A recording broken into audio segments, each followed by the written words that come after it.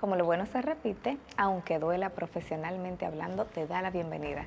Así que bienvenido a tu programa, aunque duela profesionalmente hablando, con quien te habla la doctora Wanda Pérez. Y el día de hoy repetimos a nuestra invitada en una ocasión más, ya que la vamos a hacer de costumbre, pues tenemos información médica que llevar a tu hogar para que tú y tu familia se mantengan actualizados con información de salud especializada. Recibimos a la doctora Carol Oler. Bienvenida, Hola, doctora. mucho gusto otra vez. Qué bueno que nos acompañe el día de hoy. Gracias. Pues como algunos saben y otros no, les repito, la doctora Oler es médico anestesióloga y especialista en manejo del dolor. Como para muchos también saben, yo soy médico otorrinolaringóloga y hoy me gustaría hacer un tipo de conversatorio en el que hablemos un poquito acerca de la anestesia en relación a la cirugía otorrinolaringológica. Bueno, pues evidentemente en el caso de la cirugía de otorrinolaringología vamos a trabajar vía oral, vía aérea y pues siempre estos procedimientos se realizan bajo anestesia general. Para conocimiento del público hay diferentes tipos de anestesia que las personas conocen la anestesia general como es la que duerme al paciente. Hay anestesia regional donde vamos a bloquear la sensibilidad en una parte del cuerpo que bien puede ser la mitad del cuerpo o alguna extremidad en específico, pero en este caso siempre vamos a utilizar anestesia general bajo intubación endotraqueal porque estamos asegurando proteger la vía aérea de la persona para evitar que durante la cirugía algún tipo de fluido, sangre, agua, se vaya a los pulmones ocasionando complicaciones que pueden ser bastante graves. Una de las preguntas que ocasionalmente surgen precisamente por parte de los familiares y del propio paciente, en el caso de que sea un paciente adulto el que se va a realizar la cirugía, es ¿por qué anestesia general? Y es que la anestesia general es una de las anestesias más temidas. ¿Tú sabes por qué viene ese temor a la anestesia general? ¿O por qué se cree eso? Sí, lo que pasa es que mientras la persona está bajo anestesia general está completamente inconsciente. Y el ser humano en general le tiene mucho miedo a lo desconocido. El hecho de no poder saber lo que ocurre, el temor de que mientras está inconsciente puede pasar cualquier cosa y ellos no poder reaccionar, no poder avisar de que algo no está bien, le genera mayor temor a las personas. Sin embargo, la anestesia general es sumamente segura. De hecho, dentro del ámbito de anestesiología, si algún otro tipo de anestesia se complica, terminamos en anestesia general, porque es la anestesia donde tenemos mayor control de todo el organismo del paciente y porque vamos a controlar también su respiración, aparte de obviamente su estado de conciencia, sus signos vitales, pues nosotros tenemos control de su respiración y realmente por eso viene el temor de la gente, el hecho de que puede pasar cualquier cosa y ellos no saber y no darse cuenta. Y es justamente lo que muchas veces yo le digo a los papás, en el caso de que el paciente sea pediátrico, que la anestesia general es una de las anestesias más seguras porque la vía aérea ya está protegida y eso debe garantizar de alguna manera una tranquilidad. ¿Cuál es en relación a la propia anestesia? ¿Qué otro temor manifiestan los padres o los adultos en la consulta preanestésica, doctora? Bien, justamente hablando también de la misma anestesia general, el tema de que si se pasó de anestesia y le pusimos anestesia de más y se puede quedar y después no se va a despertar, ese es un temor asociado también a ese tipo de anestesia, el cual está infundado porque básicamente parte de la carrera nos la pasamos aprendiendo que todos los medicamentos se ponen con dosis por kilo de peso. Todos los medicamentos se van a calcular de acuerdo al peso del paciente, y sobre todo en los niños. Por lo tanto, es muy poco probable que nosotros pongamos una dosis excesiva de un medicamento, porque siempre se va a tomar en cuenta el peso del paciente y la edad. El hecho de no me voy a despertar, eso también genera mucho temor, pero en general nosotros controlamos esa parte también. Hay otros factores que pueden influir para que ese despertar sea un poco más lento en algunos pacientes, que puede suceder, pero desde que los efectos de los medicamentos que administramos pasan, el paciente va a recuperar la conciencia, porque todos los medicamentos que usamos tienen un efecto temporal. ¿Por qué es tan importante que el paciente que va a una cirugía y al cual se va a dar una anestesia general no consuma alimento previo y qué tiempo antes debe evitar el consumo? ¿O debe estar en ayuno? Claro que sí. El paciente debe guardar unas horas de ayuno que, dependiendo del alimento que vaya a consumir, varían entre 2 a 8 horas. En el caso, por ejemplo, de alimentos sólidos, deben ser 8 horas que se le da de ayuno. Y en el caso, por ejemplo, de leche materna, para esos bebés que se lactan, se le puede dar hasta 2 horas para agua y leche materna. Leche de fórmula, algunos jugos sí serían 4 y 6 horas dependiendo, porque si ese jugo tiene leche entera, se considera un semisólido, entonces se le dan 6 horas. Por eso va a variar dependiendo del alimento, la cantidad de horas. Es muy importante que el paciente entienda que previo a una cirugía no debe de consumir alimentos, porque durante ese periodo de anestesia puede haber un efecto que se llama regurgitación, que es que el contenido que está en el estómago suba hacia la boca. Lo que usted le dice, que repite la comida, eso puede ocurrir por efecto de los medicamentos. Y si esa persona en su estado de inconsciencia no puede controlar ese vómito que puede ocurrir, ese contenido se va a ir a los pulmones. Y entonces el paciente va a tener otras complicaciones que pueden ser inclusive mortales. Eso es tan importante como que yo le suelo decir a mis pacientes, mamá, en el caso de los niños, si su bebé se despertó a las 3 de la mañana, usualmente yo opero a partir de las 7 de la mañana. Yo le digo, madre, si su bebé se despertó a las 3 de la mañana porque tiene hambre y usted le dio leche, a las 7 usted me escribe y me dice que usted suspendió la cirugía.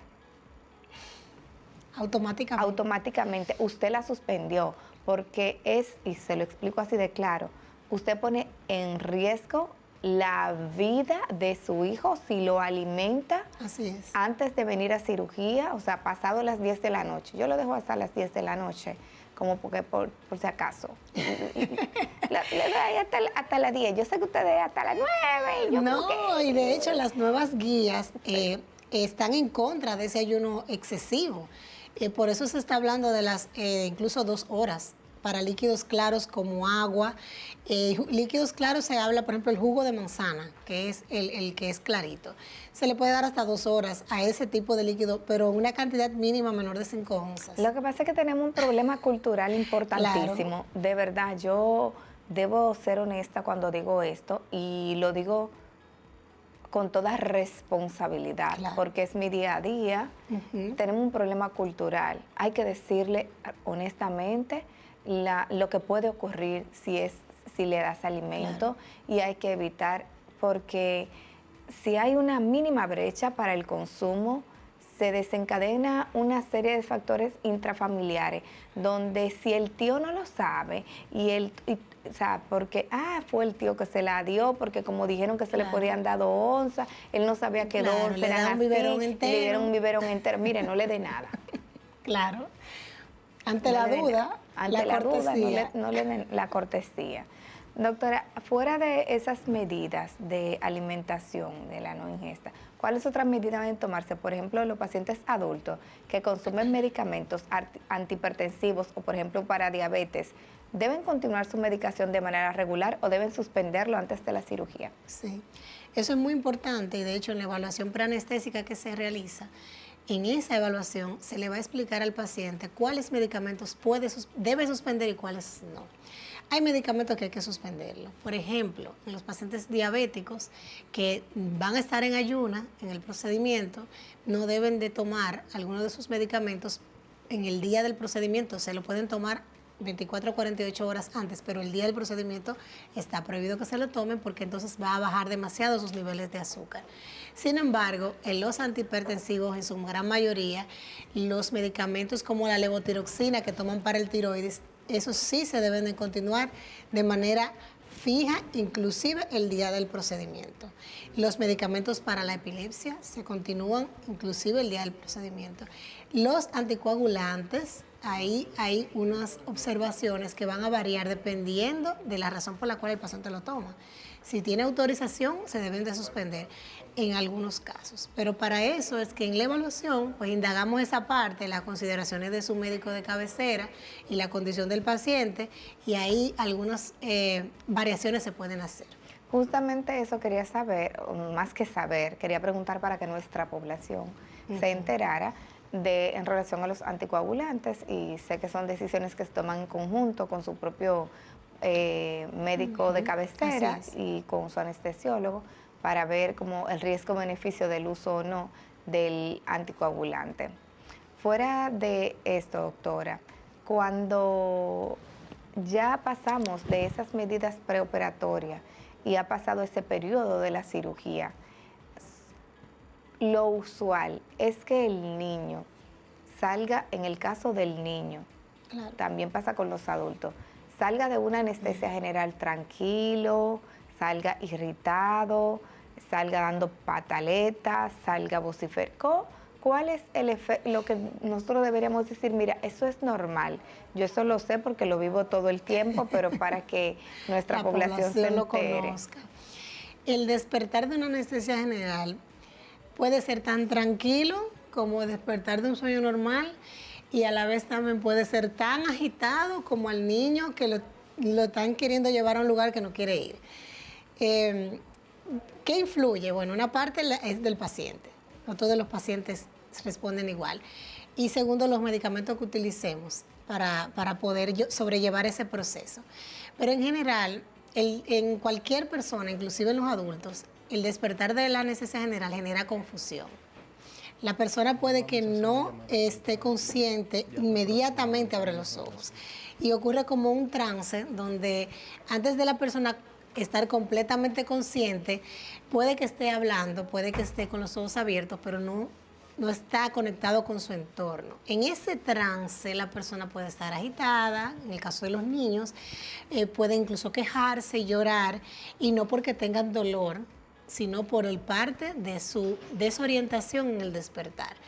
Usamos medicamentos para que tengan el despertar lo más tranquilo posible, pero es increíble que es indudable que muchos pacientes no van a despertar tranquilos, se van a despertar llorando, en el caso de los niños. Y eso es como una etapa, que ellos se despiertan llorando, inquietos. Es normal. Y es normal. Luego se van como relajando, se van tranquilizando, hacen una siesta y bueno, piden su helado después. Exactamente. En el caso de otorrino. Exacto, por eso yo le explico a los padres de los niños que es como un trance, donde él te está viendo, pero no te está reconociendo porque todavía él no está consciente completamente, para que los papás se tranquilicen, porque ven que está de que con los ojos abiertos y lo están mirando, pero él no me responde y ellos le hablan y el niño no, es como que no le está hablando a nadie, y es parte del despertar, hasta que ellos pues están recobran completamente la conciencia y pueden entonces reconocer a sus padres o a su entorno, y ahí entonces se tranquilizan.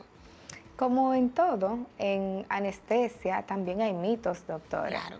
Y es que muchas veces la gente suele intuir que se le ha quedado la anestesia adentro porque no la vomitó. Ay, sí. Y es que está así después que le pusieron esa anestesia, porque es que no vomitó la anestesia y es que tiene que vomitarla. O si vomitó, qué bueno que vomitó porque vomitó la anestesia.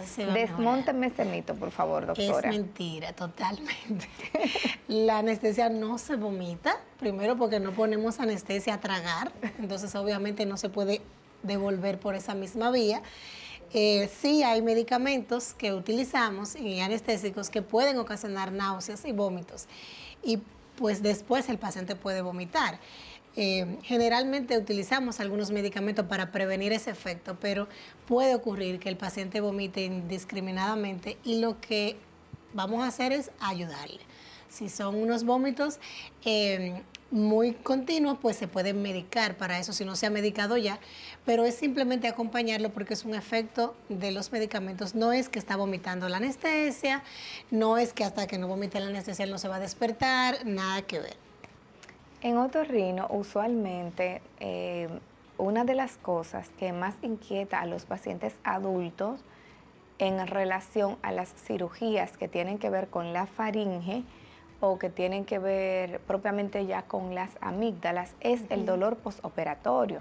De hecho, hay cirugías que hacemos que son cirugías para corregir el problema del ronquido y el problema de los síndromes de apnea obstructiva del sueño, pero básicamente problemas de ronquido en donde hay problemas con el paladar, con la campanita o la úvula que está muy elongada, larga, flácida, con unas amígdalas muy prominentes que ocupan mucho espacio y hacen que haya un ronquido incluso con pausas respiratorias que le impiden el sueño al vecino y a su compañero de habitación y a los demás en la casa, que hacen que usted no pueda ir a esas reuniones familiares porque usted no se quiere dormir. Pues esas cirugías suelen ser muy dolorosas. Entonces, ¿cuáles alternativas para manejo de dolor? Y yo sé que en un programa que estuviste ya hablamos de manejo de dolor, pero no quiero dejar pasar esta oportunidad nueva vez para conversarle a nuestros pacientes y a la gente que tiene pensada hacerse un procedimiento a una faringoplastía, una amigdalectomía en adulto, que duele mucho precisamente porque en adulto ha habido modificaciones, dijéramos, del crecimiento de las estructuras anatómicas y tal. ¿Cuáles alternativas para estas cirugías, para el manejo del dolor postoperatorio pudiéramos tener? Pues sí, en ese tipo de cirugía que ya se prevé que va a ser muy dolorosa, se contempla dentro del plan, pues incluir algún tipo de bombita de dolor planificada para que el paciente salga con ella desde la cirugía, que pueda continuar con ella en la hospitalización, incluso en el hogar. Estas bombitas generalmente duran de 3 a 5 días, pasando medicamento de manera continua, donde el paciente va a tener un control del dolor y de la inflamación importante, lo cual es muy necesario, porque en este tipo de cirugía, si no controlamos el dolor, el paciente va a evolucionar de manera tórpida. Ese es el paciente que no va a querer comer, porque no puede tragar, porque no aguanta el dolor. Entonces, si no puede tomarse ni siquiera los medicamentos, ¿cómo ese paciente se va a recuperar? Entonces, por eso es muy importante que podamos controlar el dolor. Y si podemos utilizar la bombita, también podemos hacer un plan con medicamentos un poquito más potentes de lo que rutinariamente se utilizan y se le dan unas recomendaciones, al paciente le va bastante bien. Qué bueno, porque es una inquietud general. Yo sé de muchos pacientes adultos cuando tienen que someterse a una cirugía. Y yo hablo de esta esfera otorrinolaringológica, pero en cualquier otra cirugía en donde esté contemplado un dolor postoperatorio importante, debería contemplarse ya. A mí me gusta mucho esa parte de los cirujanos plásticos, que ellos con sus pacientes ya tienen preestablecido cómo manejar esa parte del dolor. Y no es una cuestión de estética, es una cuestión de humanidad. Claro, y también que, como le mencionaba ahorita, si el paciente tiene dolor, en el caso de la cirugía de otorrino, ni siquiera puede comer, pero es que en general, o sea, se ha demostrado que el paciente con dolor postoperatorio agudo severo se va a recuperar bien mal. Ese es el paciente que incluso en la cicatrización le puede afectar, nada más porque el dolor le va a desencadenar una cascada inflamatoria, le va a liberar una serie de sustancias que van a impedir que ese paciente tenga una correcta cicatrización, y por eso la recuperación se puede predisponer a mayor infección. O sea que el dolor va mucho más allá de simplemente comodidad.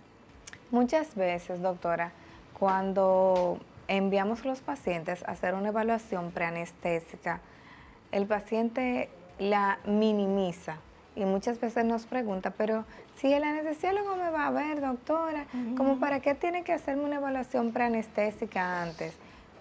¿Qué tan importante es una evaluación preanestésica?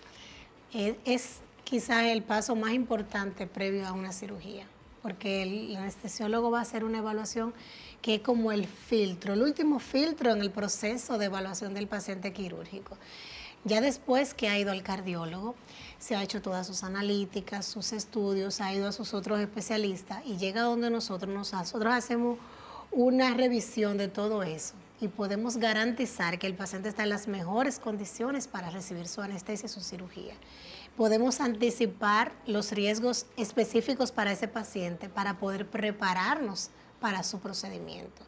Es tan importante que el paciente acuda a esa evaluación con la mente abierta, completamente honesto, llevando toda la información que tenga de su estado de salud y con todas sus dudas, porque la parte de la evaluación donde el paciente va a aclarar sus dudas es parte de la ansiolisis.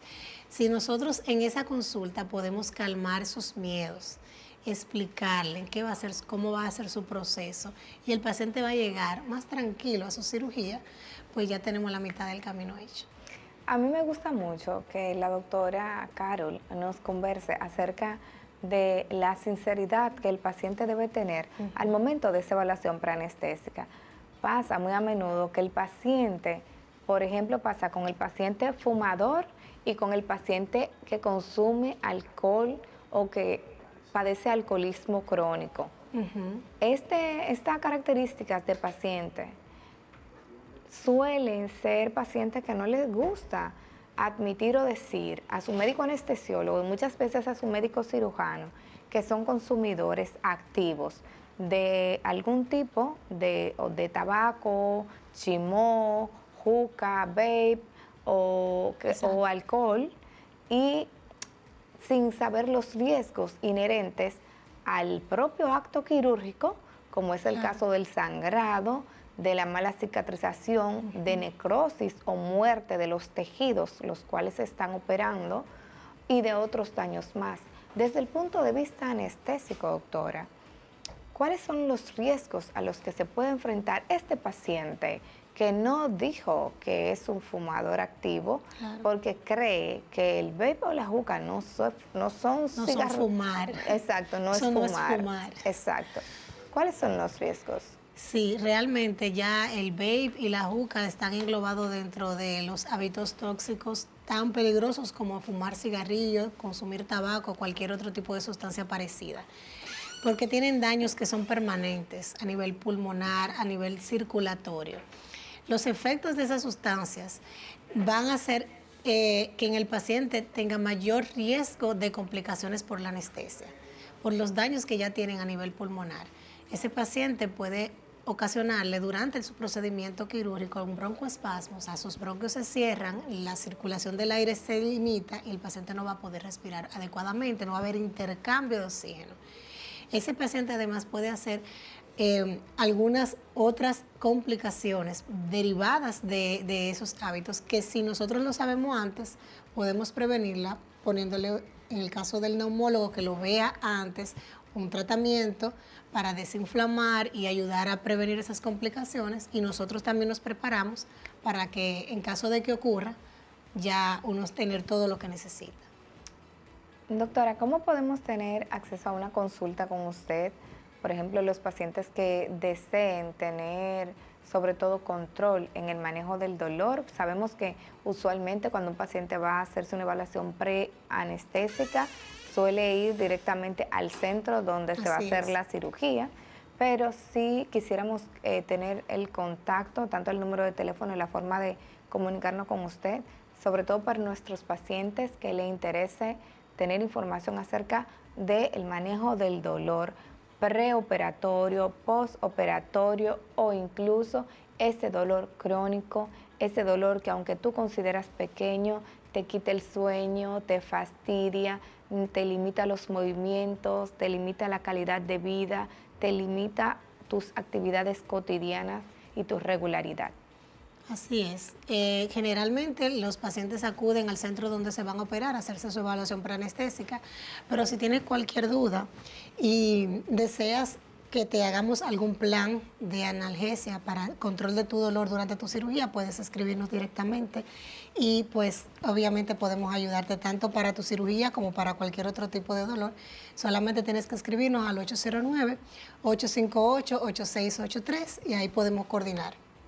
Doctora, muchas gracias por nueva vez acompañarnos a traer tanta información de especialización, de calidad, de interés para toda nuestra población. Gracias por la invitación y estamos a la orden. Gracias a todos ustedes por sintonizarnos y por estar atentos a todas las informaciones que llevamos a sus hogares. Aunque duela, profesionalmente hablando, se despide. Será hasta la próxima.